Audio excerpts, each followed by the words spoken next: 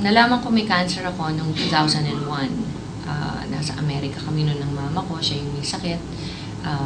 Unfortunately, for me, ako pala yung may sakit, hindi siya. So, yun nga, natuklasan ko na may cancer ako, stage 2 siya. Siyempre, when you discover you have cancer, natural na magpapakimo, magpaparadiation, lahat yon ginawa ko.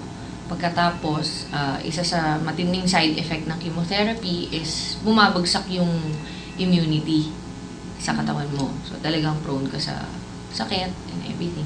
Doon ko na-discover yung barley.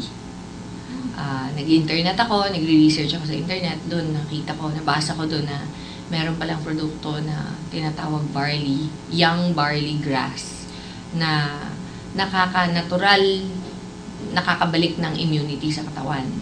So, nagpabili ko sa Amerika, locally, tinry ko.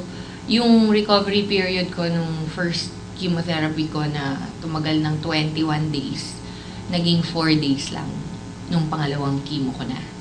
So, sa sobrang believe ko sa product, yun, nag-research hanggang sa everyday ko na siya tinake. Sabi ng mga doktor ko, hindi na daw ako magkakaanak ulit pagkatapos ko magpa-chemotherapy dahil nga sa sobrang toxic ng mga drugs ng chemo, masisira na daw yung ovaries ko. Hindi na ako magkakaanak ulit. Pero dahil sa pag-take ko ng barley araw-araw, after 3 years nakalipas, bumalik yung menstrual cycle ko, nagkaanak ako ulit. So, parang lahat ng sinabi ng mga doktor ko na imposible na mangyari, nabaliktad ng barley, naayos yung sistema ko, nagkaanak ako ulit, Eva. Ngayon, meron akong 4-year-old na anak na lalaki. So, and every day, hindi ako nagva-vitamins, hindi ako ang tawag doon yung maintenance meds, wala akong tinitake na gano'n. Tinitake ko lang talaga barley, araw-araw.